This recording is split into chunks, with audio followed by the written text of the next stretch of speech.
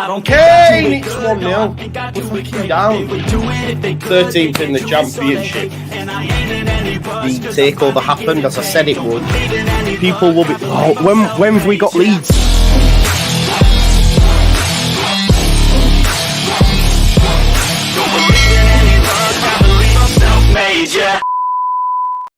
Now then, people, welcome back to the Just Joe Football Show. We are back. I say this with genuine excitement because I get to talk football with my friends again. The international break is all but done. Well, it is done. I think the last games are finished. Maybe we'll have a little bit of a chinwag about that. Maybe we won't. We'll see. Probably on the Leeds players, actually, specifically Gruyev and Kamara. Let's do that. There isn't just me, by the way. If you come in, there is some other people as well. But just want to say, I'm buzzing to have these guys back as well. Because, like I say, it's just class to be able to talk football with friends and obviously have everyone in the chat as well. So if you haven't already, please do smash a like on the video. Subscribe to the channel, get your comments in, and of course hit that notification back. Like Jack says in the comments, we are back in business. We certainly are. Tomorrow is Thursday, people, which means we've only got 4 days because we play Sunday, don't we? We play Sunday, but obviously we'll hear from Daniel Farke probably Friday. You'll get previews from everyone involved on the channel. Max is with us, Lockie's with us, so you'll get previews there. You'll obviously get Andrea's musings on here. So it's good time again. It's a good time, and not to dampen it too much, but we've got another in October, which is fuming, and then again in November. Again. So just do away with international football and bring us back when it's the tournaments. That's what they should do. But you've heard enough from me now. Let's welcome in some guests. First and foremost, let's bring in Max. Max, I feel like I haven't seen you for a very long time because you every so often do the final word because you work and all that sort of stuff. But how are you, mate? Have you enjoyed the international break? No. I like football and I like club football and I want it back again now. I know, right? It's been rough, hasn't it?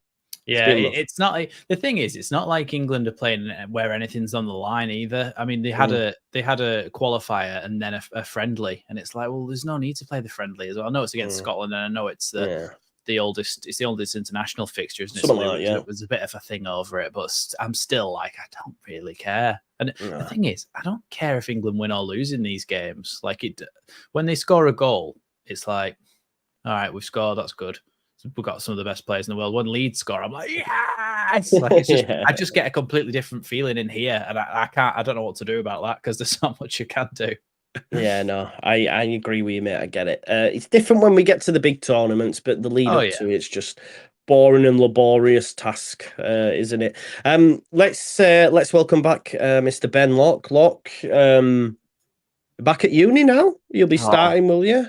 Yeah, mate. September? I've been doing a lot of football stuff today for the team, the trials.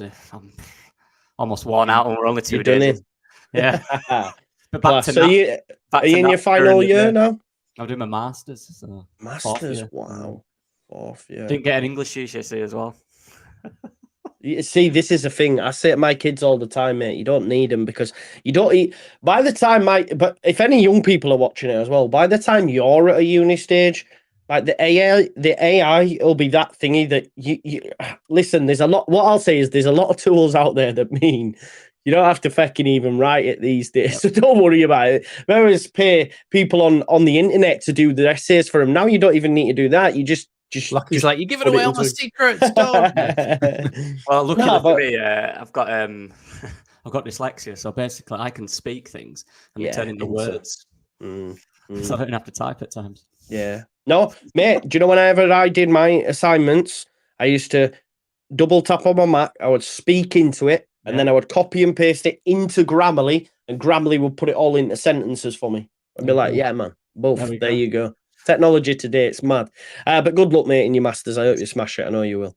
And I've left him till last because, he's everyone's favourite Italian. He's everyone's favourite Italian. And like Arsripper says, happy birthday, Don Andrea. And that's why I've left him till last because he, of course, is now 40-year-old. Well, happy 40th, Andrea. How are you doing? No, actually, I'm 50 now. I'm 50. So, yeah, 27. Happy birthday, though, bro. Happy birthday. Thank you a lot. And also thank you to all the ones who sent the messages yesterday. Really appreciate it. And honestly, didn't expect all these messages, especially, it's it's good to see messages from abroad, too. So thank you a lot. Really appreciate that. Really happy, made me really happy. Yeah. So thank you, 100%.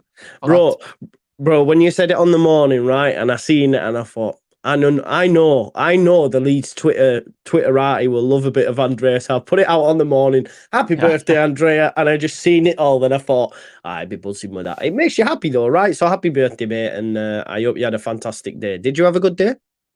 Yeah, I got out for dinner with my mates yesterday because we were trying to find a date for the fantasy football auction. So we did that. We're about 10 and watched some of Italy versus Ukraine. And this is my team. I'm happy about the team that I made. We've been doing that. It's different from what you do with FPL. Basically, in Italy, you have a closed league with 10 people. Our league. It's going on since 2012, probably, since we were in the first year of high school.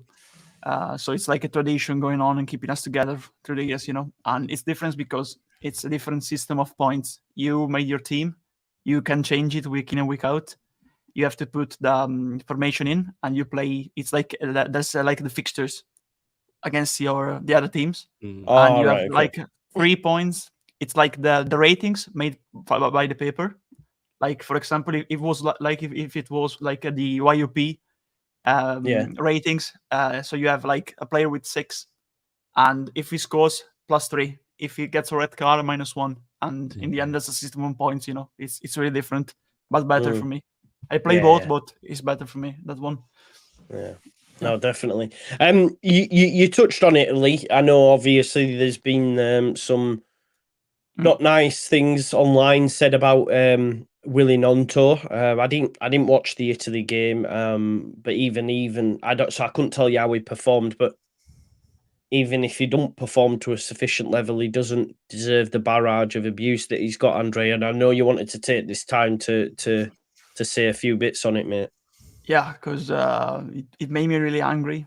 Because usually after the game, I go on Twitter to see if I have my own opinions of the performances on the player. I want to see if there's different opinions. So if I miss something, I want to see if there's a different opinion that I should read to enrich myself, in terms of football knowledge, to confront my opinion with other opinions. Yesterday, really, if we look at on the pitch performances, it was probably the worst player for Italy because he was inconsistent. And if you look at the ratings in La Gazzetta dello Sport, our main sports newspaper, it was the lower rating. But I don't want to talk about that because you can criticize player for their performances, but it's almost every time now that there's people faceless with fake names and without a picture. Maybe they have a picture of a footballer on anything, like burner accounts, on Twitter. Every time Italy plays, tweeting in Italian after the game with racist tweets. I've seen disgusting things, every time. It's like a game for them. I don't think they even watch the game, It's like a sport to them. That's the bad thing, Those people don't even watch the game. They don't even want to judge the players based on their performances. They want to have good opinions. They just want to play this game. They consider that a game for me because like they want to feel relevant. They want to have interactions on Twitter by doing these tweets, and it's disgusting. And seeing things, of course, related to the fact, they're saying that he's playing because he's black. What are you saying? What are you saying? It's insane. There's disgusting things, and honestly, social media need to take a stand about that because every time it's always faceless accounts, and there's no sanction. If they were obliged to put their names, at least their name or an ID, in their accounts, they want to do those things because there will be punishment. You can't just slur abuse, racist abuse to a player. Honestly, if you look at the performances, it was the worst one. But they're doing that just because he's black, just because of that, and it really makes me fuming, because it's disgusting. Of course, it's happened to other players too. We've seen that with Saka and Rashford after Euro 2020. Yeah. But honestly, you spoke about that in England. In Italy, no one spoke about that today. It's almost like if we don't speak about that, there's not this problem. Because, of course, I'm in the mindset of ignoring those idiots, because leave them alone and they just can talk to themselves. But the only problem, there was this Italian writer years ago, a very famous one called Umberto Eco. It said that social media, with the birth of social media, it gave a platform to also a legion of idiots, and that's the case. Because they were just saying these insults to them in the mirror, but now they have a platform and they saying that, and they are insulting a person, not a player. He's a player, but a person first. So really, I wanted to say that because it's disgusting, and there's no place for racism in football and in society too, especially in society, 100%. Because football is part of society. I wanted to say that because I really care about that, honestly. It shows a general lack of intelligence to start with, doesn't it, from these people? And they're just trying to get a reaction. And it's just... Absolutely. It's so ridiculous. It's such an archaic mindset to have. It's the quicker that people are educated on the fact that it does not matter what color your skin is, with any walk of life, we're all the same.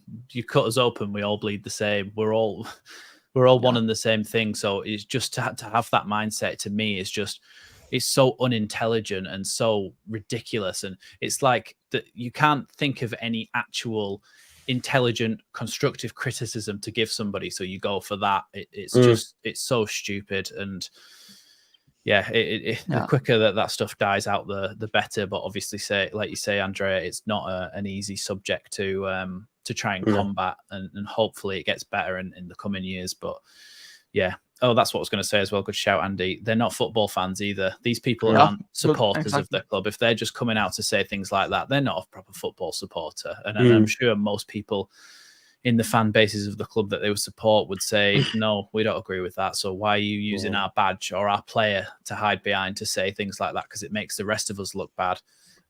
So like I say, the quicker that's stamped out, the better, because it's just so unintelligent. It's also not knowing our history, because I showed the line, because maybe someone didn't get that.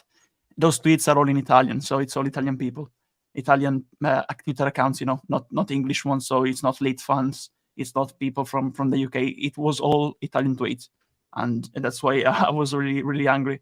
But it's also not knowing our history, because Italian immigration in the past, when the Italians got to America, there was a lot of, at the beginning and the end of the 19th century, and the beginning of the 20th century too, Argentina, South America, the US, there was millions of Italian immigrating, and there was a lot of racism towards Italians in that time, So it's also not knowing our history. And I remember, again, there's no place for that in society for me, Yeah.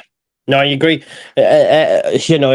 I'm also conscious sometimes, like obviously with four white lads speaking on a topic, do you know what I mean? We can never give it the real, I don't know what the right word is to use, but you can't see it from their perspective. Yeah. So it's difficult, innit? But like you say, anyone resorting to that, we've had instances in the chat before, and it gets blocked straight away. There's just, again, in 2000 and like in 2023, this sort of stuff just shouldn't be happening anymore. Do you know what I mean? And the quicker it's dealt with, the better. And I agree. Someone made a point of like when you have to. So, for example, when you have to sign up to a betting account, you need to give your ID, right? Because it's them giving you money. Do you know what I mean? So they're a bit like, well, if you haven't got the ID, you're not getting the money. There's been instances where people, there clearly is the technology to be able to do it. So it should be the same for for the social media companies. Like how much better of a place would it be if people had to show identification when signing up to social media? And that's it. Like, you think about it when you go into a nightclub or you go drinking, you have to show ID because you're responsible while you're drinking for your actions. When you're betting, you're responsible for money. When you're on social media, there's no responsibility. That's the problem. You can just go on there and do what you want without repercussions. And it's so frustrating to see it, because It's not that this person has a deep hatred for him or anything to do with him. He's just played bad at football. That's how easy it was. He had a bad game at football, and that was the response. That's how easy. And how can that be? One, that's on the people, the horrible people that do it, but also how is it that easy to just say something like that to the world? It's so wrong, and social media needs to full on figure out what's happening. So these people that do need educating can't just have the platform so easily without responsibility or a face and just say what they want, because it's just so wrong. Look, criticize a player's performance, criticize the characteristics of the footballer, but to criticize the characteristics of the person is just vile, I think. The thing is, as well, it's not, we're not asking for their, like, they could still have an anonymous profile to us, the general public.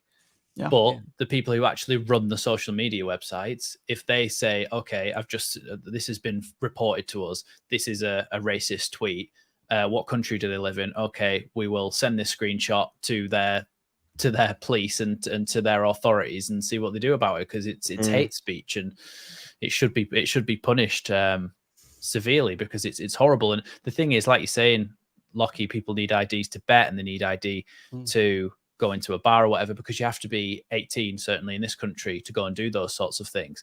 But there are people who are a lot younger on Twitter, and it's also setting the worst example to people like them. I think you could sign up from Twitter from 13 years old. So you imagine little 13-year-old kids scrolling through Twitter and seeing things like that.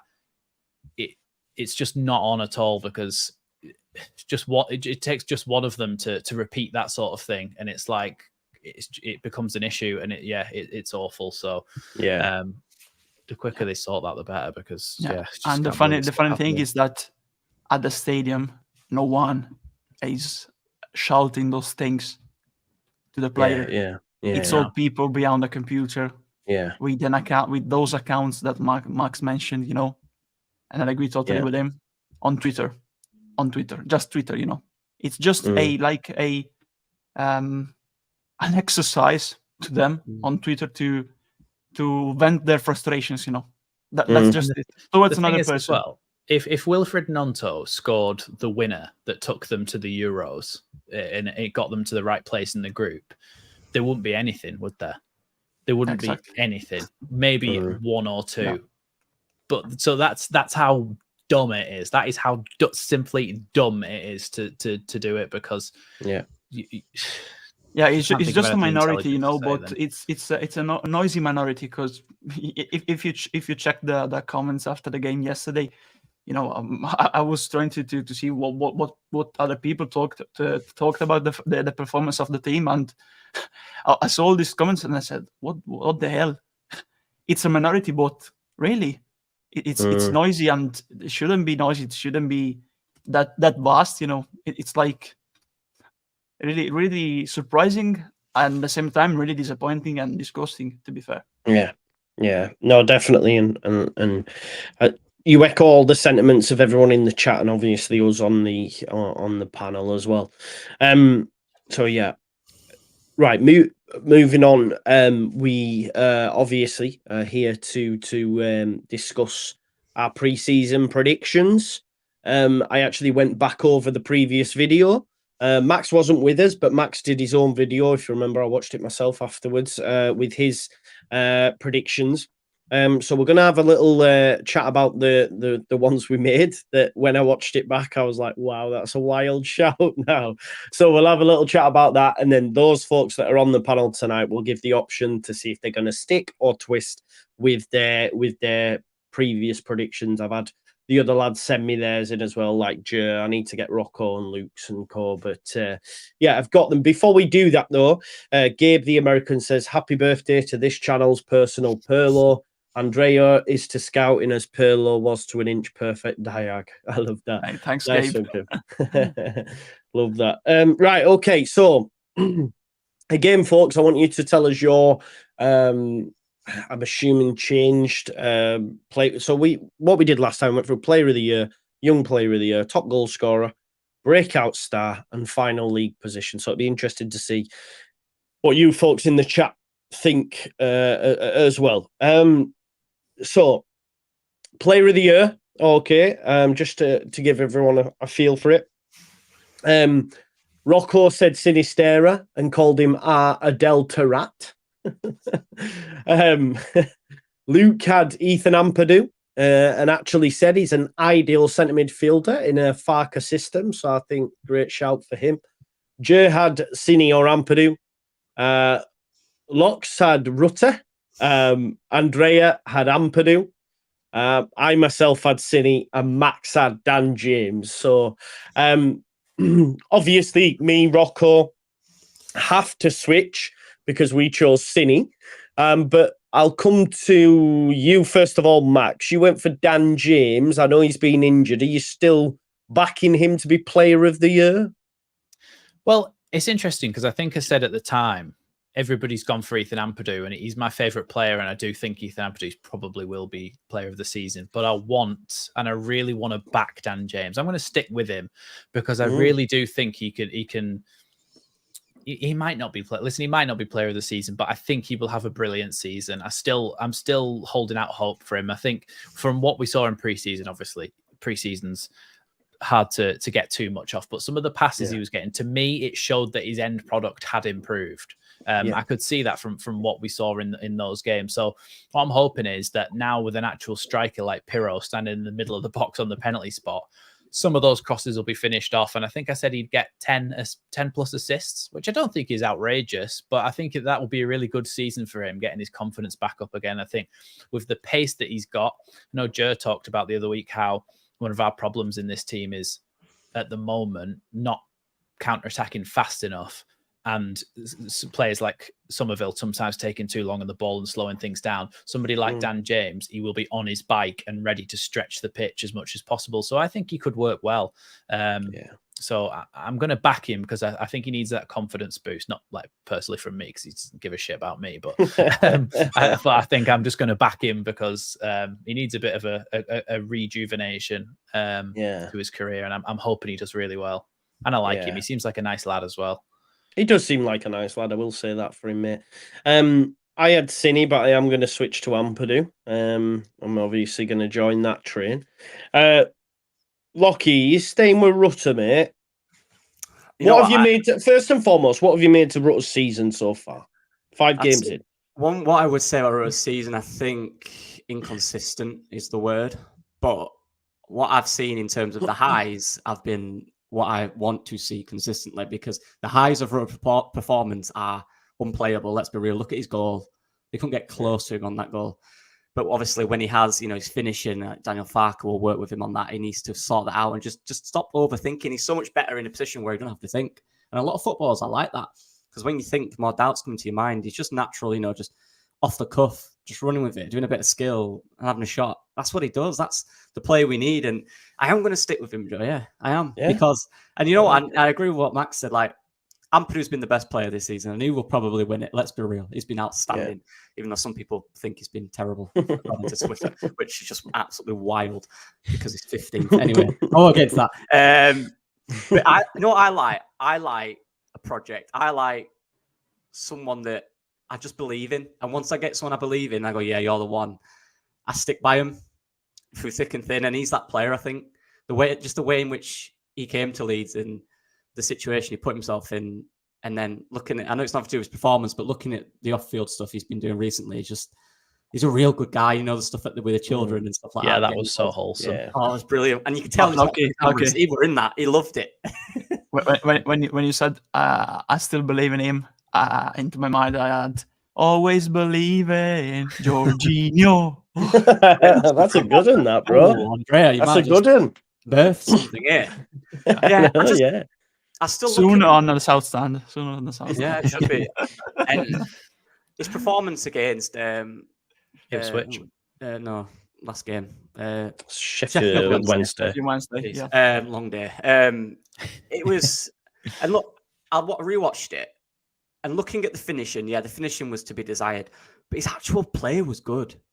The way in which, I think tactically, he got it really well. He really understood it. He stretched the play really well. 1v1, he was good. The bit he did quite early in the game where he dropped deep, took the defender on, ran past him, took 2 guys out of it, and had a shot. and his movement was brilliant. It's just that product at the end that we just need a bit of consistency.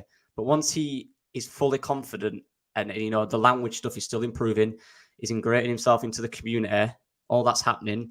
I just think there's a real gem there. I really do. So I'm going to stick with him. I'm not going to thingy him now.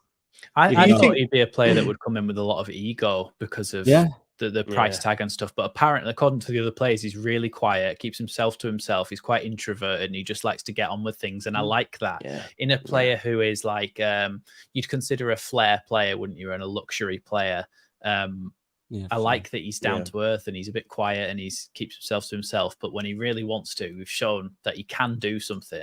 But it's just getting that consistency. For me, he's really not that far from being brilliant for Leeds. I don't think he is. Do you think, Lockie, we're going to see him out on the left like Daniel Farke said? I don't think so anymore. I think he's changed on that. I think he would if we got a number 10. But we've got what brought Anthony, Dan James. What about Amiri, by the way, who's been dropped from the Europa League squad? I was buzzing to see that. Yeah, that's his decision, isn't it? But I just believe in him. I don't know why. Sometimes I get attached to players and I just think, there's something about him I just like, and I always have. So I'm going to stick with him. I've got to. Nice. Andrea, I assume you're sticking with Ampadu? Yeah, sure. I think he's been the most consistent player in the squad. Of course, in certain games, he struggled a little bit more, to get involved, because when we played against teams crowd in the middle, he was covered basically and had to drift wide or deep down the pitch to get the ball and start the build-up. But overall, if you look at his vision, his ball possession is like the key, the glue, keeping it all together, between the defense and the front four. So now I'm intrigued to see how he'll do. Probably Grujev probably, or Kamara, because basically for me it's you cannot afford to play without him. Of course, now we have Grujev who can play in that position too, but Ampadu is so fundamental because he starts to build up, especially when we start to attack and push back the other team, when there's more space in the final third and the two holding midfielders advance in that specific area of the pitch, it becomes really brilliant and clutch, like they say in America. It really can change the game in that specific area with crucial passes. Also, it's one of the few bringing verticality right now, because our game, we saw verticality against Ipswich, but in other games we struggled to do that and had to send the ball to the wingers. So I'm sticking with Ampadu, also because of his defensive work too. He's been brilliant with the tackling too. But don't play him as a centre back. Remember that. No. Don't let him shoot. That as well. That was it. I've put here next because I was gonna mock him for it. I thought, and I'm reading my note, and I thought I'd spelt great shout wrong. But actually, you've just reminded me, Luke said it also looks like he's got a great shot too. And I was going to mock him for that. And as I've read my note next to Luke, I thought, I must have put great shout. But he actually said he's got a great shot, which he definitely hasn't, has he? That's one thing that we've noticed. I reckon he bagged one screamer this season from outside. No, Adam Forshaw hardly never, so I can't see it, bro. Did Forshaw score for us? No, I don't think so. I don't think he did, and he was the same man. I think maybe he might have done. I think he had one goal, didn't he? Yeah. I just want to bring up this from Alex because I missed it at the time. He says betting in the UK is disgusting for me because I mentioned the betting. No, I understand that. I understand why some people dislike it as well because bet responsibly as well. Jake says this, and I think I'm not saying he's going to get Player of the Year, but I think it's fair that we do have a chat about Meslier really because none of us would have predicted he was even going to start games, let alone be in with the shout. But he's had a good start to the season, hasn't he? Do you think? I didn't think he was going to be here. I thought, I don't think he did, to be honest. Yeah, the noises he was talking about Chelsea and stuff like that. Everyone's thinking, he'll be going soon. But look, whether he's had the bids or not, apparently we turned down a bid for him, and he's got on with it, and he's playing well. I wouldn't say he's reached the levels he can yet, especially not the promotion levels. When he came in the promotion season, he was very good. And the first season in the Premier League was very good. He's not there yet, but every game I'm seeing a little more confidence, a little more assurance back there, coming for more crosses, getting punches on him, but good punches, you know, into good areas. Yeah, I'm like what I see from Wesley. I think he's becoming more of a presence. Yeah, I think the crowd aren't helping him still, and it annoys me a bit. Oh, booing him. Sat there and he doesn't release the ball quick enough off when he catches it or something. They're all screaming at him and yelling at him. I'm like, oh, come on, give him a break. Because if he throws it or kicks it to Ayling, who's took a position that he's trying to get away quickly, and it goes just over his head now into touch, he gets dog's abuse, and people are going, "Oh, what are you doing? That's awful. That's terrible." Giving it obviously more colourful language than that. And I think, well, he can't win, can he? So just give him a break. Just it's not going to result in a goal, is it? Rushing and not getting it right. So just it's not much you can do. It needs. It happened against Cardiff. I was there. I was below the away fans, quite close to Farke, and I was watching Farke and the reactions, and he's telling them to calm down. He's telling them to slow it down. The manager wants him to, because everyone's not set. You're not ready. You're not in the right position yet. So he has more awareness compared to, especially last season. He was terrible, but also the context is that we were terrible at defending, and he was he faced too many shots, didn't he? Every week, exactly. And now he has more awareness. He's older also compared to what he was when we were last time in the Championship. I think this season is pivotal for him, because after the last two with some steps back, you know, now he has the chance to regain confidence and especially rebuild his value, which has dropped massively. And with a good season, especially like how he started. I didn't like him, honestly, with his positioning, especially against Cardiff, but I think he bounced back after that. And now especially he has competition, because of course Darlow is not the most popular man right now after his performance against Salford, but for me, I'm still convinced he's a very, very solid keeper for the league. So that was blown out, wasn't it? The fact that he didn't save some penalties. I said this. I think I said this on JUSTJOE. That, like, goalkeepers aren't judged at the end of the day by whether they're any good at saving penalties, because how often do penalties happen in club football? It's very, very rare. And plus, everybody goes on about how much they don't care about the cups as Leeds fans. So you can't have your cake and eat it. Like, he didn't do very well in a penalty shootout, but other than that, I've not seen him make a bad mistake or a howler or anything. So he's still, to me, a very good, solid keeper, and we only got him for 400k. So he's a good backup. Business. And now especially Melia knows that if he makes some mistakes, the other keeper, Darlow, gets his place, you know. So I think his game and his mentality and his awareness on the pitch has improved. The other thing that needs to improve, of course, but I think he has the best manager to work with in the term, and differing also new staff in the goalkeeping section, in the goalkeeping coaches. His ball distribution and his long balls, you know, from the back, especially that. If he does that next step with his feet, with his ball distribution, I think he can return to be a good keeper for the league, and maybe even more if we get promoted, you know. I think with his confidence. That clean sheet just before the international break will do him a world of good as well. I think it'll do him all a world of good. Especially somebody like Strauch as well, you've got to feel for, because he's been in the team for so long, and he's been shoved out to left back, played in holding midfield, and now he's getting a good run in the Championship, which he probably needed at his age.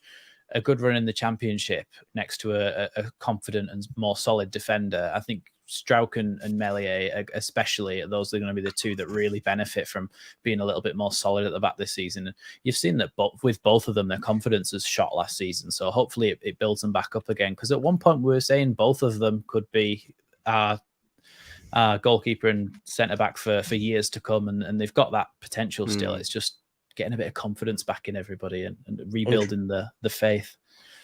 Yeah, I agree completely, mate. And it's going to be interesting to see how we get on. I think that clean sheet will have done the world of good, as you said. Moving on slightly to Young Player of the Year. So I myself said Archie Gray, Atakanta. Andrea said Archie Gray. Lockie said Archie Gray. Luke said Gray or Hjelde, and he said Hjelde looks great at left back. Just said Charlie Creswell, drop Strauch and start Cooper and Creswell. So that was his shout.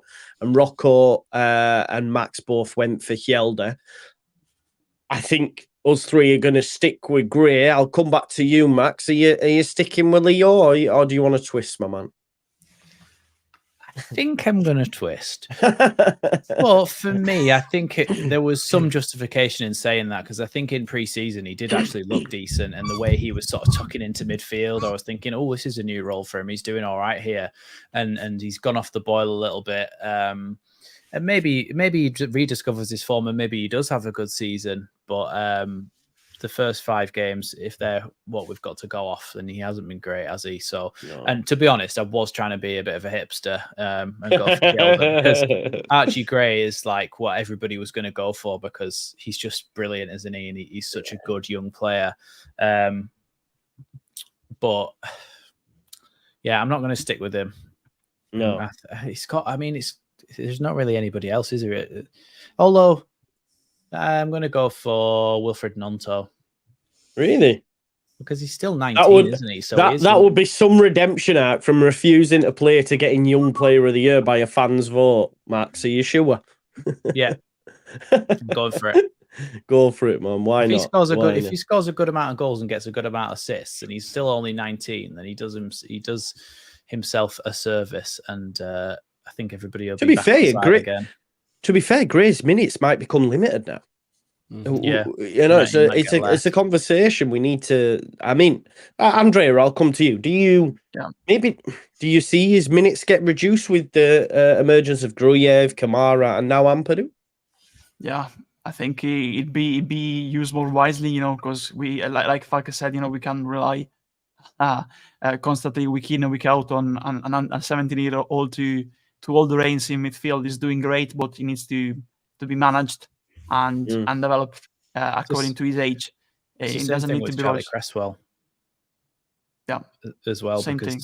People have put him in for it as well, haven't they? But his minutes are going to be limited whilst Joe Rodon plays. So, and I do want to see a lot more of Charlie Cresswell as well, because I think he's been really good in what we've seen of him. And I want to see more of him, but it's just getting that balance right of playing these young players that have come through the academy that we love already, but we're gonna grow to love even more as these academy products. It's getting that balance between trying to get promoted and giving them as much game time as possible. And yeah, it's going to be. I don't envy the people who have got to juggle those responsibilities, but the same thing applies for both of them, doesn't it? Really, that their minutes will be less now. I think. Yeah. They need to be brought through gradually, not be rushed. And I think now we have the most positive thing is that we know that Gray is reliable. So if you want to bring in a player in place of Kamara or Gruyev alongside Ampadu, you can play Gray there, and he's reliable. Can play week in, week out, same as Shackleton. So, and especially it's a player you didn't pay anything for because it's a product of your own academy. He's an asset. Of course, knowing his family history, everybody hopes that one day he can become the captain of the club. But if you look on the business side of it in the future, it can be a real asset for the club, like Calvin was. Mm-hmm. Could be the next Bellingham. Yep. Well, slow down.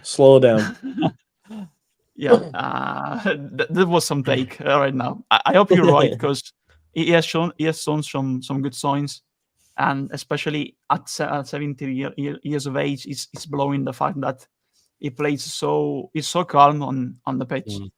But in certain games like Cardiff, he stood out. In other games like Birmingham, of course, he still performs, still puts in a shift. He's still a very organized player, on the pitch. In the time of the area he has to cover. But of course, in some games, he may struggle to read the game still, but he's 17. You can't pretend, like Farke said, from a 17-year-old player to be your best player on the pitch or a consistent player week in and week out as the 17-year-old. He will make mistake. He will have great games, but I'm glad that looking at Farke's record, Farke is the manager, because what he did with Aaron's Cantwell, all those players, he's going to do that again with Gray, and especially with the popular vote, I'm convinced he'll be the young player of the season. Yeah, I think we need to be careful with Archie Gray because, like Max said it, them performances, 5 performances in the row in the championship at 17-year-old, he'll be on radars of a lot of people now. Yeah. That's all it takes is 1 or 2 performances. That's all it takes, and these big clubs are looking. Everyone's retiring his shirt before you know it. Yeah, exactly. Everyone's looking for the next Borussia Dortmund. He will sign for Borussia. Yeah, but you never know. Like, he's performed really well. And you look at Jude Bellingham, he was a year younger than him when he broke through, right? He was 16. Yeah. But the way in which he's just unfazed by anything, and that's a huge thing. People that are watching Archie Gray are going, well, how's he deal with difficult situations? How's he deal with physical battles? Doesn't bother him. That mentality is elite. And they will look, how can we develop that and develop that player? Because you had that mentality at 17, what you're going to be like at 25. So we need to be careful with him. We need to just play him on bench a little bit. You know what I mean? And just think about Bellingham, by the way. When you say that there, 25, oh, bloody hell. This guy's going to be the best player, one of the best players ever. Like, I know that. Yeah, exactly, man. Are you not entertained? Sorry, I just love the lad. He's fucking brilliant. The promising thing is that right now, certain people are talking more about Job Bellingham than Archie Gray. Yeah, good. So that's promising because we need to keep it down. We don't need to get him noticed, otherwise club will rubbish come players. easily, will come easily, and put in an offer for him like they with Bellingham. We need to keep to protect him, from the other clubs right now. For sure. We've had a super chat thing come from Andy. He says, "Is this the best Leeds channel going?" I mean, I'm gonna say yeah. He says, "Great content, great guests, and you're not too shabby, Joe." Yeah, nah, thank you. Everyone makes great content in the Leeds United sphere. If I'm being honest, you're lucky because I watch a lot of content outside of Leeds United, and it ain't nowhere near on the level that we've got. So yeah. Yeah, it's really good, and you've got something for everyone. So make sure you check it out. Thank you for that, though, Andy. As Vic well. said in the chat about he's gone to Bournemouth. He did. He went to Bournemouth. Yeah, big shout out, my good friend Danny as well on Not Another Leeds pod. He just clearly put that in there, so I would put his thing on. He just guilt tripped me there, didn't you, Danny? But yeah, I think Andrea's on with him tomorrow, actually, to be fair. On Friday. Friday, sorry, my days are all over. Right, okay, so we've done Young Player of the Year. Let's talk about top goal scorer. Now, obviously, at the time, everyone said, when we get a number 9. So Rocco went for Nonto. He wanted to see him up front, which I don't think it's going to happen. Luke said Bamford if fit, if not Somerville. That's maybe. Joe went for Cine. Lockie went for Bamford. God, all right, I'll back him up. I even seen your face and you were like, did I? Andrea went for Poyan Parlo, and then settled on Cine, and I pipped for Cine as well. Pirro wasn't here at this point. No, he wasn't. Yeah, Pirro wasn't here, folks, at the time, and a lot of people did say, we will go for the new number 9 if indeed he does come in. But before we talk, look at Poyan Parlo with the people today. Oh, stop it! Just on Pirro. Everyone's saying Pirro by a mile. We're probably all going to lump on Pirro, but are we right to lump on Pirro with the fact that in the 2 games he's played in the 10? Well, honestly, I was going to say Pirro. You corrected yourself there, didn't you? You went Pirro. I was gonna say Pirro. I was gonna say Pirro, as the best, the top goal scorer. Do you think though he will play him in the 9 in order for him to do that though? Yeah, he has to play in the 9 for me in order to do that. Absolutely, because I was gonna say that just based on his goal scoring record. Because apart from him, if you look at the other players, Bamford has done that in the Premier League and the season he was fully fit. He has scored some goals in the Championship when we got promoted. Rotter, honestly, I don't think he's a goal scorer, to be fair. I think he's in that position, especially because I don't think he's going to play in the 9 in the future. He needs to play in the 10 or on the wing. So honestly, 7 or 8 goals probably, like he did when he was in Germany. I don't know. I don't see him at this stage of his career right now as a goal scorer. So who's going to score the goals? It has to be Pyro. In the end, he has to be Pyro. And right now, with all the wingers that we have, that are able to play one-on-one, attack their opponent, get on the end of the pitch, overlap and underlap, especially overlap, to get some crosses in the area. You need to have a proper number 9, a finisher, a poacher like Piro there to finish them off. So just based on its record, he needs to be him. I have to say him because he needs to be him. We spent a very good sum on the player. We needed a number 9 badly. We were desperate for a 9. We got one. We got one with a consistent goal scoring record in the last 2 seasons at Swansea. So I'm gonna say him, but he needs to play in the number 9. So not in the 10. That's why I said when he signed, it's not the typical 9 of Farke. And when I saw him playing in the 10, I didn't get that because obviously at Ipswich he did well. It sort of worked against Ipswich though, didn't it? That's the thing. Yeah, like only against Ipswich. Exactly. Yeah. Only against Ipswich because there were spaces. There were too many spaces between the defense and the midfield of Ipswich. So there was a space in the middle against the other teams. For example, the last one against Wednesday, it was like we were playing with 10 men, because he wasn't involved because Rotter and him were too close, and there was a lot of people, of bodies of Sheffield Wednesday. They didn't have the space to interchange like they did with Ipswich. If you play him as the 10, you play with you're playing with 2-9, but they are too close. They're overstepping one another because Pyro is staying back and Rotter is staying near him and then drifting wide, and there's no one in the area. We're playing without a 9 then. So for me, if we play him as the number 9, he's going to be the top scorer. He needs to be the top goal scorer for Leeds because that's why we bought him. Yeah, for sure. Are we all gonna go for Pirro? Did we actually predict this at the start? Who would be the top goal scorer? Because I don't think I did. Yeah. You said you. Oh no, actually, you did. That wasn't on your list, bro. No, but we did. Yeah. You must. Yeah, have I'd have missed said Pirro. I'd have said Pirro. Yeah. Yeah. Guaranteed that we'd have signed him. Yeah. As Andrea says, it kind of has to be him. Otherwise, the transfer hasn't worked, and it really needs to work because we've signed statistically the best striker in the Championship over the last 2 years that is still left in the Championship, because obviously Mitrovic had that ridiculous year with like 45 goals or whatever he scored. But yeah, of what's left, there was Mitrovic and there was Gyökeres over the last couple of years. And we signed Pirro, who was the 3rd best out of those, and the only one that was still left for purchase, really. So he has to work, and I think he will. I think it's just going to take a little while. We've only had 5 games, and even Farke himself said that it'll take 10 games for everything to bed in. Yeah, and the fact that Pirro's scored already on his debut will help him a little bit in terms of his confidence and stuff. But it's just about getting that consistent working relationship with that attacking line.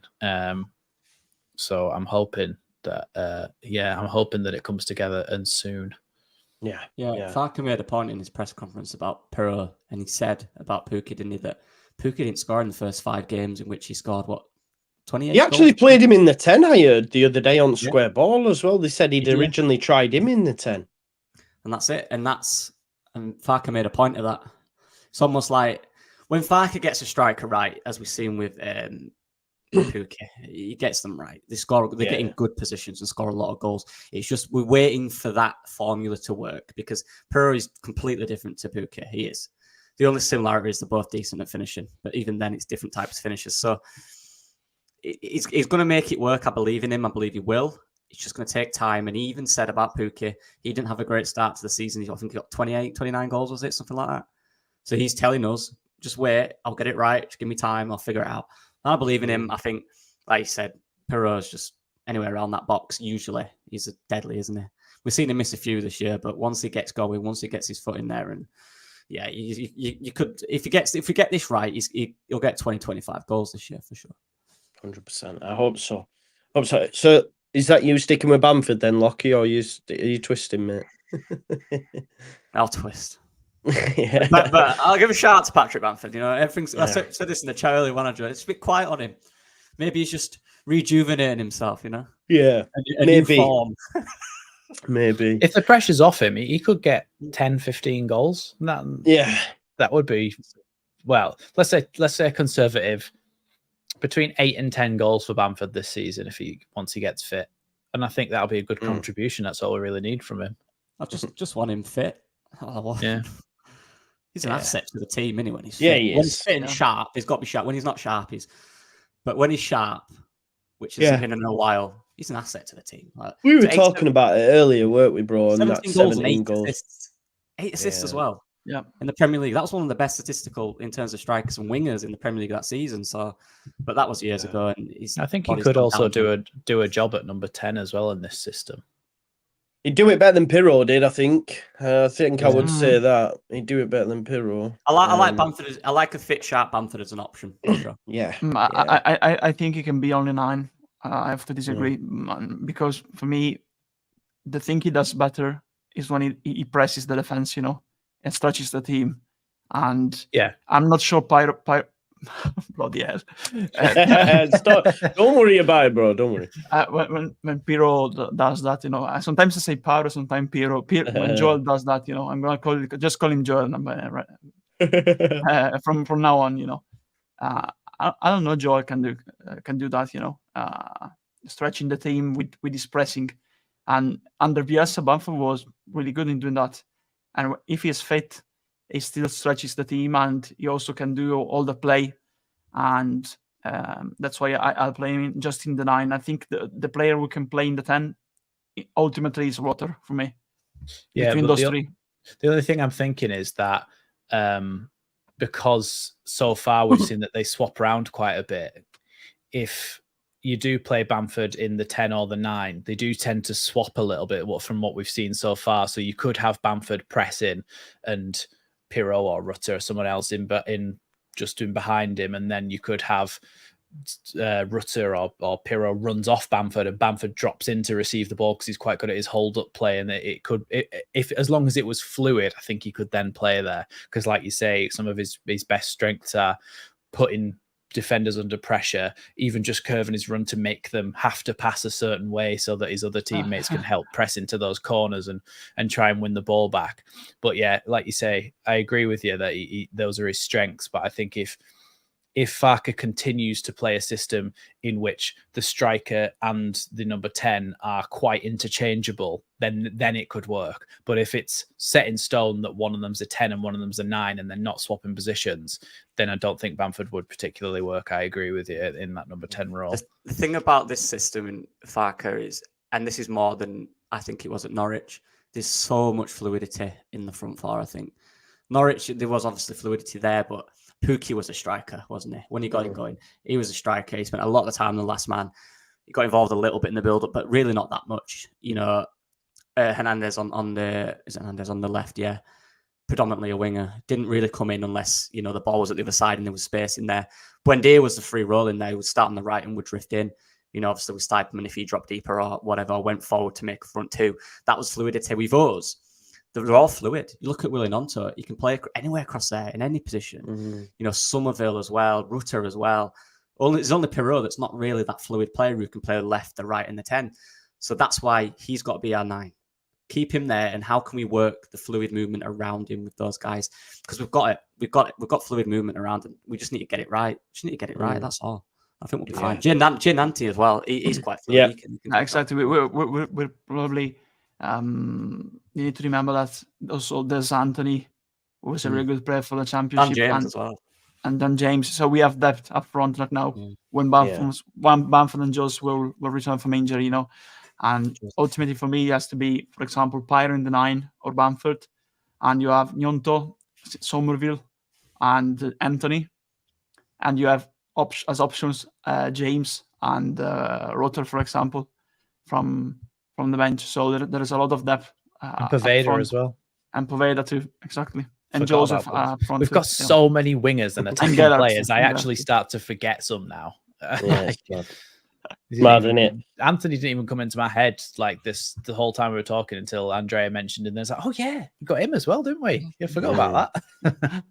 Yeah, 100%. You do. And he should stay Jadon. forgotten. Poveda as well, to be fair. Not Jaden, but for Poveda.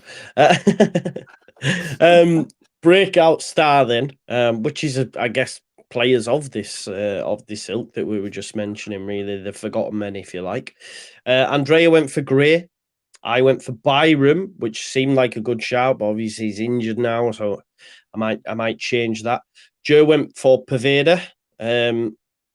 Lockie, you went Dan James. Okay. Luke went for Strauch, which he said he's made for this level and an important piece of the Farke puzzle. Well, he's proved to be the case because he's been standout. So big shout out, Luke, for that. Rocco says Joffy, probably fancy Phil, but I fancy him. I think it was fancy Phil, mate, to be honest. And Max, you went for Mateo Joseph. Nice. Yeah, I think the mad thing is, like, I look at that and I think, well, Luke was right with Strauch. But if we all said Strauch now, it's like we've just got... I don't know if we can call him a breakout star anymore because he's just returned back to what we thought we had a season or so ago. Do you know what I mean? But great shout at the time. Games as well, hasn't it? And yeah, true. For example, mine, he hasn't even played yet because he's been injured. So there's plenty of season left to go for these players to start making an impact. There's like you could have that one of our players barely plays until after Christmas and then there's an injury, which means they have to play a lot and then they're the breakout star. So you never know with such a long season in the championship. True. Are you still sticking with Joseph? I think so. Yeah, I think because of how I know he's injured himself, but I think because of how Bamford is sort of constantly injured, and I feel for him really. But I think if Pirro picks up a knock where he misses 1 or 2 games, you kind of have to look to whatever strikers you have. And I think Mateo Joseph probably more in the ilk of some of the other attacking players that we've got. He's very small, very slight, and can slip in and out of players and make those sort of jinking runs. Mm-hmm. But I think he could do a job in the championship. I think he's slippery and players might struggle to deal with him if he does get a chance. But I probably should have put him for my young player, but I've put him for breakout star because I'm hoping that he's another one of our youngsters that comes and has a really good season. And he might have limited minutes, but if he gets... I don't know. If he gets on the pitch 20 times this season off the bench and stuff, that'll be great for him. And I think if he could bag a few goals, I mean, for somebody so young, for it to be his first season where he's actually getting regular game time, if he does, even if he picks up 5 or 6 goals in the championship, I would still class that as a bit of a breakout season for a young player. Yeah. So for him to get minutes with these players we have, yeah, for sure. Yeah, that's what I'm hoping for. I'm hoping for him to get a decent amount of appearances and maybe 4 or 5 goals. Yeah, no, that would, and like you said, Lockie, I think if he gets that many appearances, it's been a good season for him for sure. So Lockie, Dan James, I can sort of see why you would say that at the time. You know, would he? Now we're into the season. Do you think he'll get enough minutes? Because I look at it now and I think Dan James's minutes, I think he's going to struggle because you've got Jadon Anthony. I suppose it depends on the opponent as well, doesn't it? Yeah, and who's fit and all that stuff, because he can play either wing as well. Yeah. But I don't think Farke will forget about him because I think he liked him at the start before he got injured. He played him every minute, and obviously he was still inconsistent. True. But when he was good, Dan James, he was decent. You know. So yeah, I am going to stick with him. I think Mateo Joseph is a great shout because I really love Mateo Joseph. Like, just again, it's the mentality of him. When he came to Leeds, he was quite a limited poacher. But what we've seen in the last year of development is he can now dribble. He's smart. His game smarts are so much better. He can play in different positions. He's really adapted his game, and he's learned so much in 1 year to where he's not just a poacher anymore. He can be dangerous around the box, running at players, out wide, and I like that in a player. And you give him another year or two of developing with these players around him, with like Pirro and people like that to learn from. He's going to be brilliant. So that's a good shout, Matteo Joseph. And if he gets 10 to 15 appearances this season, gets a few goals, that'll do him the world of good. And he's had a haircut as well. He looks like a new man. I've seen it. Yeah. It's gone skinhead basically. Has he? Yeah. Oh, I haven't seen it. Well, not skinhead, but like, what was it? Valencia style. Yeah, very. Has he gone like me? Or No, not that. Short. No. Yeah, you sorry. know- You said Dan James. Yeah, I think he'll play. Probably not as much as we thought, but I think he'll have a big. Farke won't just forget about him. I think he really likes him. He wanted to sign him at Norwich. Remember when they got promoted? So he likes the player for sure. Yeah. Squad player. Yeah. Do you know what we're all forgetting? Go on. Jamie Shack. Yeah. He's Exactly. your breakout star. Me, Shaq, do. He's your breakout star, though, isn't he? Like and this is mad. I'm gonna go from Byram to Jamie Shack. I think he's gonna be the Swiss Army knife. Yeah, I was gonna switch from Gray to Shackleton because of course Gray for the young player of the year, and the Breakout star is a player who it's like when the NBA they have the most improved player. It's like the player that improves the most throughout the season. And for me, there's two. I think Spence as the pedigree to become a breakout star, but he was already a breakout star at Nottingham Forest because he went there on loan. He was barely involved at Borough, so they sent him on loan Forest and became the best right back in the league at the time. So I don't know if you can class him as the breakout star because it will be like Struijk. We said about Struijk, it will be a return to his previous form. So I'm gonna say Shackleton because I think we've seen the best version of Shackleton so far this season. Of course, he was really good when he had his breakout season in 2018, 2019 under Bielsa.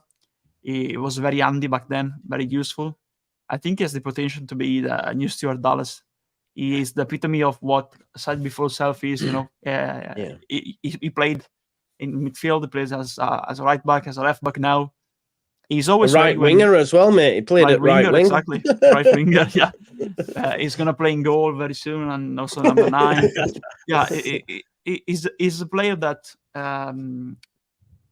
that emphasizes and embodies the mentality of Leeds United.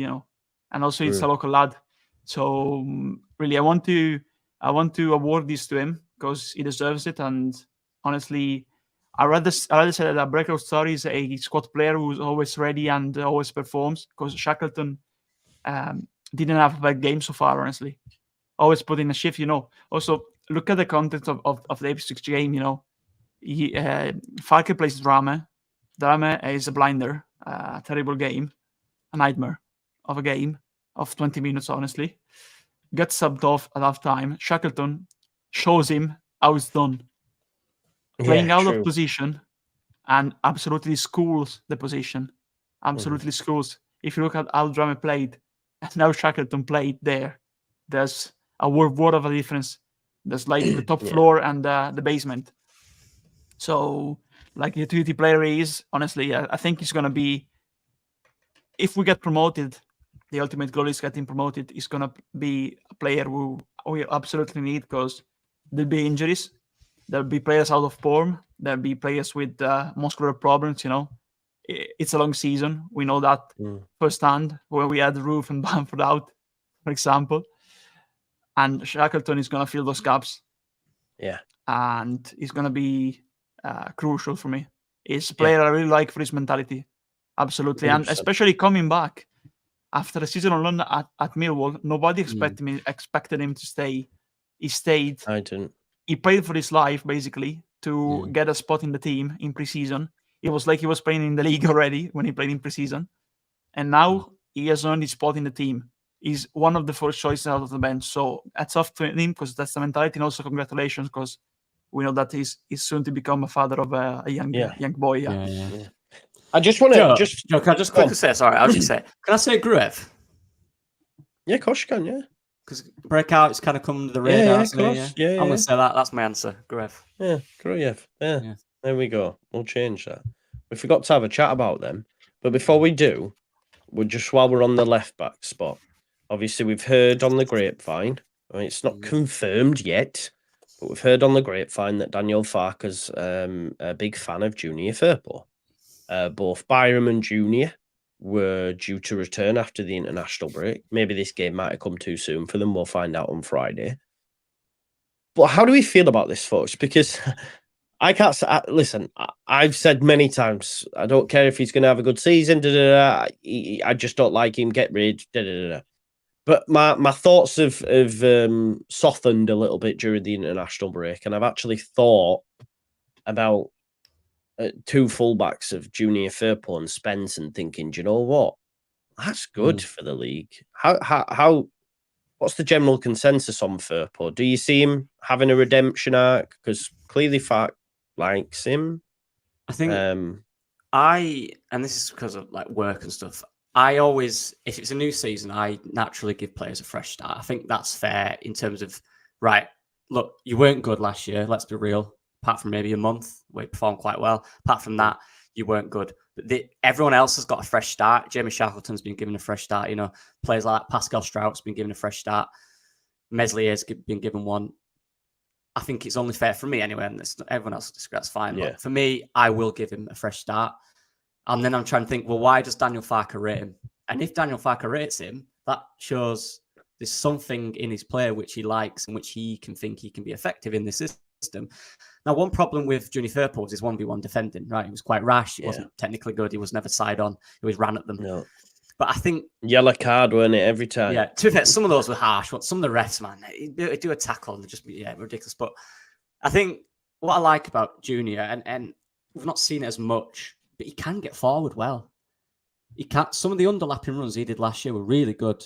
He got into good positions, assists, didn't he? Scored as well. So this will be a matter of, for me, just about, again, just slightly adapting the shape if he does get forward, or to not allow him to be 1v1 for wingers so much. We've also got to remember the wingers are not as good as he was coming up against world-class wingers every week. Yeah. They're not that. He'll come up against decent wingers in these, but not world-class ones. You know, the best wingers probably play for us. So I think he can. I think he deserves a chance. Right, and then we can judge. And look, if you can't do it in the Championship, he plays 5 games, he's not at it. I think it's fair to say he's just not ready for English football. That he should go to Spain, and he did well in Spain because he was, before he went to Barcelona, he was decent fullback. He was highly rated in some places in Spain. So we need that player, and maybe the Championship level is a good starting point for him to develop. I don't know. We don't know what will happen with Junior Firpo. That's the thing. We don't know, do we? But I'll give him a chance. Does anyone see a redemption arc? He played well against Blackpool. If you know, you know. I'll never forget that one. Blackpool. I don't know. Whilst I get what you're saying, Lockie, about giving players a fresh start, that's just me. That's fine, and I'm very positive in the most part. But sometimes I do think somebody sort of comes to the end of their cycle at a club in the eyes of the fans and stuff. And maybe you can have a bit of a renaissance. And Farke's not massive on having fullbacks that can actually defend. He does like his fullbacks to just be able to be extra wingers, basically. So he kind of meets the criteria in that sense. Even if we take apart any past playing issues that he's had in terms of his actual performances, he's just not fit enough for long enough. And that is a massive issue for a 46-game season. You're like, okay, Firpo can play for 2 games, then he's injured. Who are we going to put in? Oh, Byram. Yeah, he'll play for 2 games, then he's injured. And it's like, yes, we've got players who can play left back and could probably do a decent job for the Championship. But have we got anyone that actually stays fit at left back and stays in the team? And that becomes an issue then. And I think there was no way we were going to offload Junior Firpo because he was injured. But I don't know. I think his injury record hampers him massively. And then the fact that even when he's not injured, he's never done anything particularly good apart from his one goal against Southampton, which turned out to be a bit of an exception rather than the rule. I don't know. I also don't.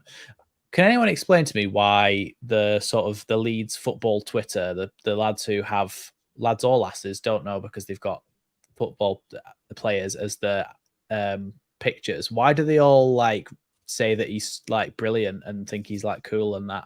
I don't get it. Because he is good. That's this short Because he's clip got of a good him. mustache. Yeah, and Right, because there's this Herbert or short clip- Carlos, innit?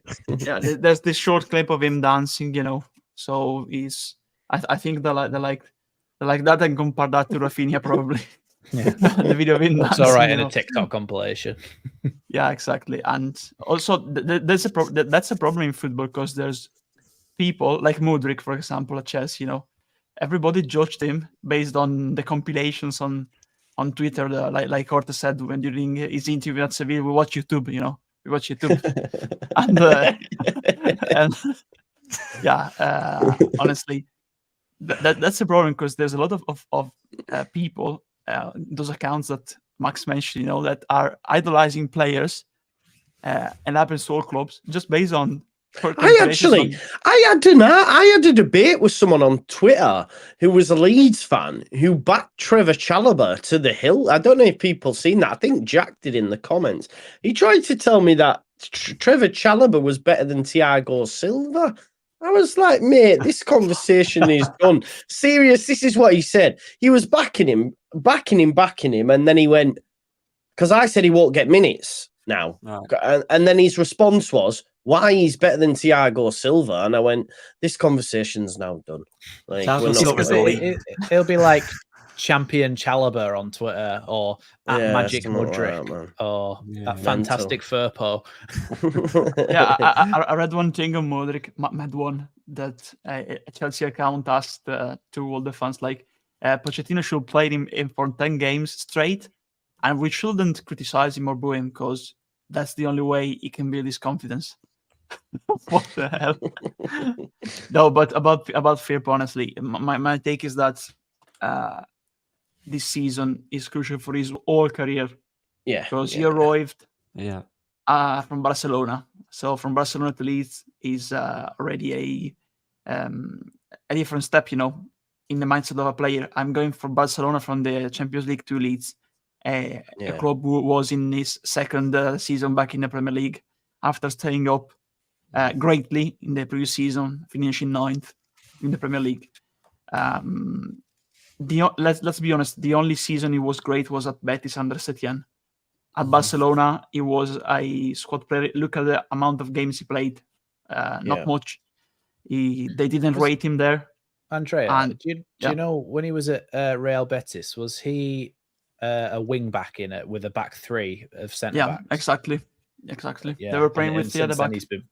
Since then he's been playing back fours, hasn't he? And just hasn't really done very well. Exactly. That's a great point.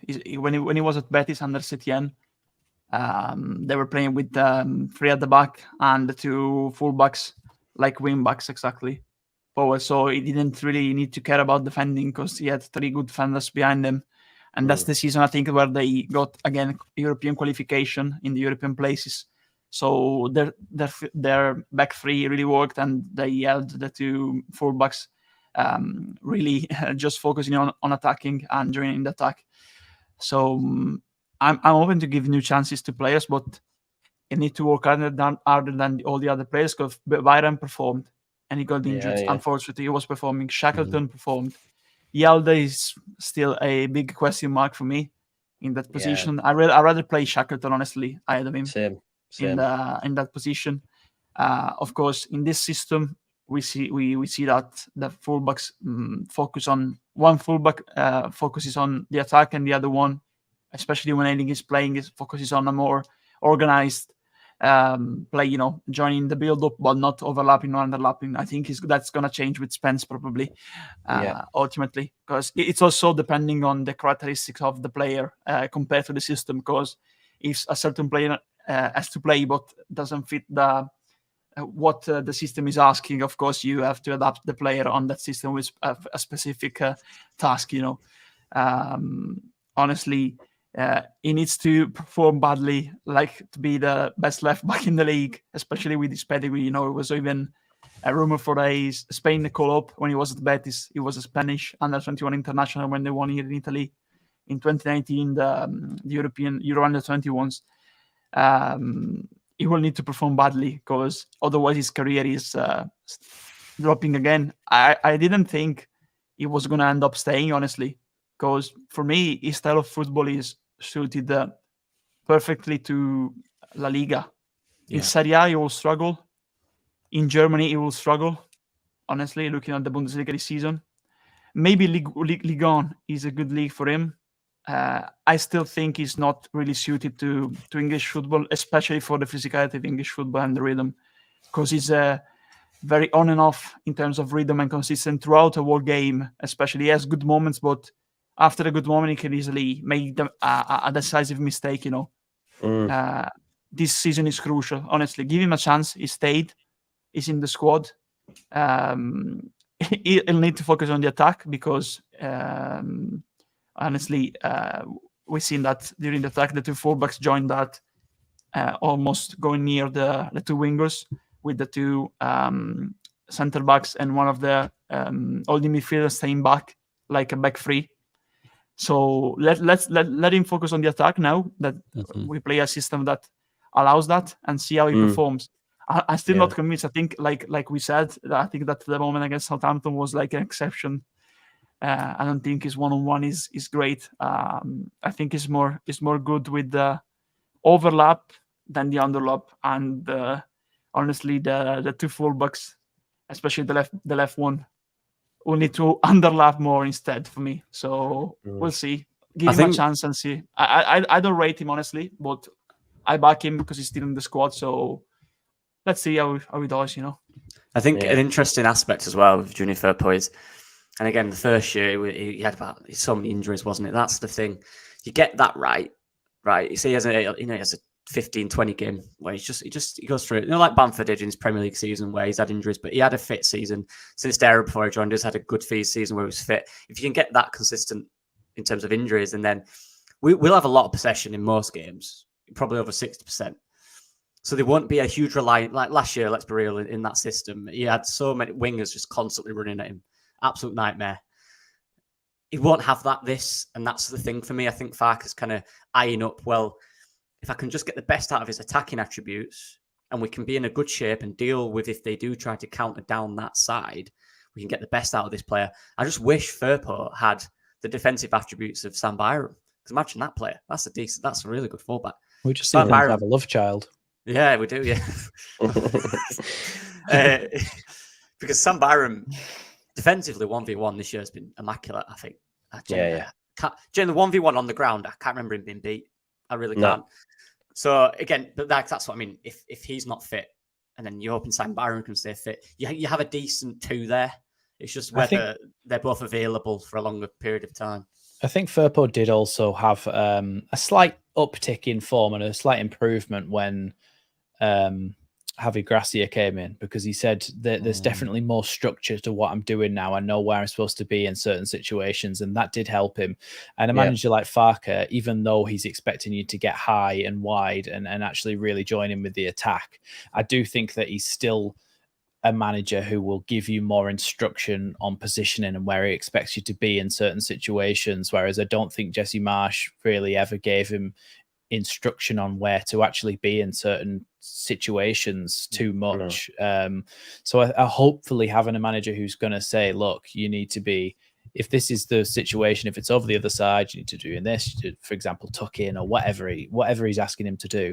I feel like he could be a bit better because of that, and sometimes he just does need a little bit of direction and helping out. But I'm still a bit worried because I don't think you've seen it with other centre backs and stuff before, haven't you? Like Connor Cody, it was always levelled at him that he was only really good in a back three. Yeah. And well, it's true, though, isn't it? Yeah, and certain players, for some reason or one reason or another, certain players are only good at playing in a certain whether it be a back three, back five, back four. Some of them are only good at doing one of them for whatever reason that may be, whether it's they've got more defensive cover, whatever. But I do think that he's kind of got to prove, like Andrea says, this is a moment for his career. He's got to improve. And he's got to prove to everybody that he can play in a back four, because that's what we're playing this season. So he's got no choice. Yeah, we will have to wait and see, and it'll be interesting. I'm really looking forward to the press conference on Friday, to be fair, and then obviously the lineup an hour before kickoff. I think we kick off at 12:30. Is it Sunday? 12 or 12:30? Sure. It's early kickoff Sunday morning anyway, so we'll get that really early. I'm just going to double check now. Sunday morning is 12, so we'll actually get the lineup at 11. Some people will still be in bed at that time. It's a really early one, isn't it? So watch this space on that. Just to finish up, lads, because we have been going for an hour and 20 minutes. So as always, enjoy these chats, and it doesn't feel like an hour and 20 minutes when you're doing it. Time flies when you're having fun. Final league position. So Rocco went first, Luke went second, said that Saints or Leicester will run away with it. Actually, Southampton play Leicester on Friday, so I'll be doing a watch along of that game. I'm looking forward to it. Leicester have Southampton, then Norwich midweek. So let's see how they get on after them. Joe said second. Lockie said winning the league. Andrea said second. And I want to back Andrea, really, because he said second. He said it'd be a very open league. He backed Norwich and Hull, who have both started well. He gave a special mention for Cardiff, who have also started well. And he said people are overestimating Leicester. And he thinks Southampton will be champions. I mean, if anyone's on the nose there, for now, I know we're only 5 games in, but that was pretty bang on. So. I know Saints have lost some players, and I'm convinced that Norwich are winning the league. Wow. I said we'll win the league, and Max said second. To be honest, I'm not as confident as I was. I can't lie to you, and I'm a little bit like I want to give another prediction in after Christmas. Like, I just don't know. I'm really nervous. Oh God, how's are you like me, Lockie? We're winning the league still. Yeah, why not? Yeah? Why not? You know what I mean? Like, at the end of the day, we don't. I'll be wrong. I don't care. You know, like I think Leicester, man, it's hype. I think they're a good side, and I'm looking. They lost a lot of players late on in the window. They did. They lost a lot. So did Southampton, and they did not. Southampton didn't really replace the output that Teller's going to give you. They've lost their guy, and they didn't replace him at all. Really. No. I think did they bring someone in? I think they might have done, but no one's going to get as much goal and assists as he did. Same with Leicester as well. Not really bringing in the players that are going to get the output of the players they lost. I think in terms of what we lost attacking, we've kind of. We brought in a striker who could potentially get 20 goals. Anthony will get a few. He'll be involved in a lot of play. Norwich look great. They look really good. They do. And there's a few other teams in there. But you look at the league, and Birmingham are near the top, and they're fair play to them. They're doing really well. They're finding results. But when we played them, that was a poor game. And I just think if we can up the level by 2 or 3, which we can, with the players we've got, we can. We could just go on a really good run. I think we can. I got laughed at for saying that when we drew with when Birmingham just beat us. Sorry, I said Birmingham will be in the playoffs this year because I think they've made some really good signings. And people were like, "No chance." But I think they've got a good chance of getting playoffs. If you actually look at the business they've done, they've been very shrewd in what they've brought in and sent out. So they've got an outside chance of getting playoffs. It's the championship, innit? It's the championship. Anything can and will happen. I've not seen any team apart from Norwich who probably be the most consistently good performers. They look really good. By the way in which they get the ball from back to front quick is ridiculous. Apart from them, I've not seen a team who looks settled and ready yet. I think everyone's got gaps missing in the game. Leicester keep the ball really well. They really struggle to create clear chances.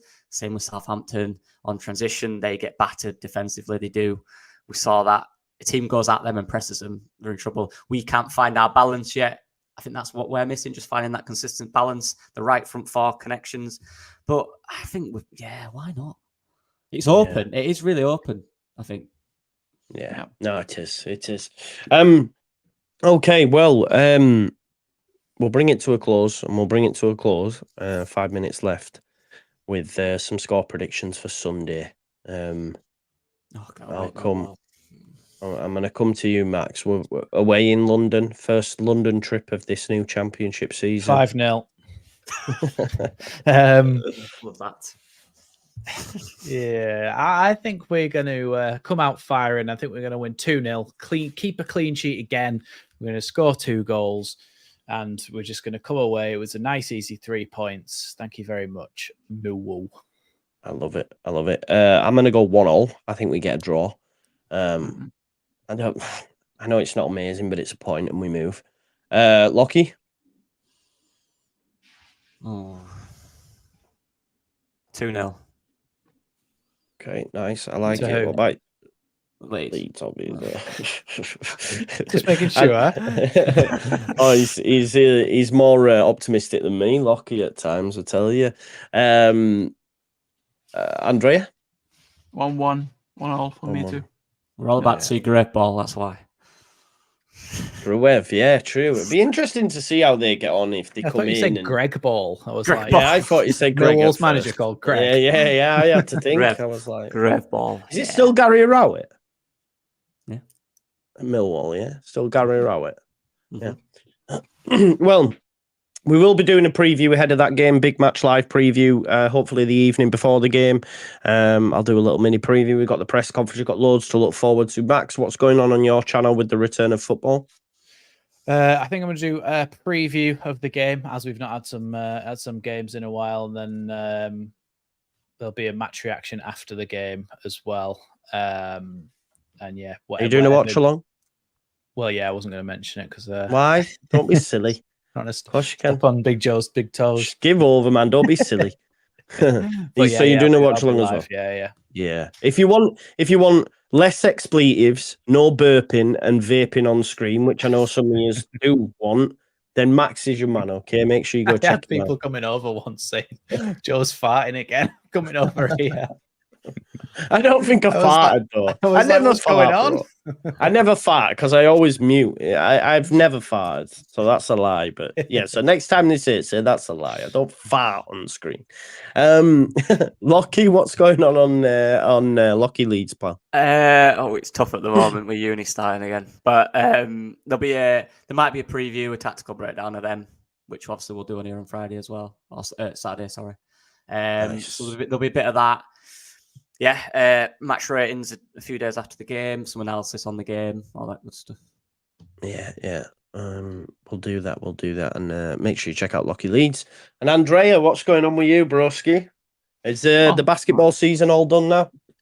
Yeah, it's over. Basketball World Cup, Germany won that. So it's back to sports, football, basketball. Yes, also actually before going live a friendly here. They were playing a Slovenian team called Krkonovo Mesto. So yeah, Saturday I'm going to the stadium here locally. We play Cremonese. Then Nice. on Sunday it's clearly Leeds. And also there's the Milan derby in the afternoon on Saturday. So yeah, always looking for sports. Yeah. Football's back. Exactly. Yeah, and on Friday I'm on Danny channel, as you said. Yeah. Yes, yeah. Not Another Leeds pod. Make sure you check that out as well. It's going great for Danny, and it's lovely to see. Thanks as always for watching this channel, folks. It's great to be back. I can't lie to you. There'll be some more content over the next few days. I'm really looking forward to Friday's press conference reaction as well, because I think there's going to be a lot in there. But yeah, thanks always for watching. Smash a like on your way out, and we will see you in a bit, folks. Bye-bye now.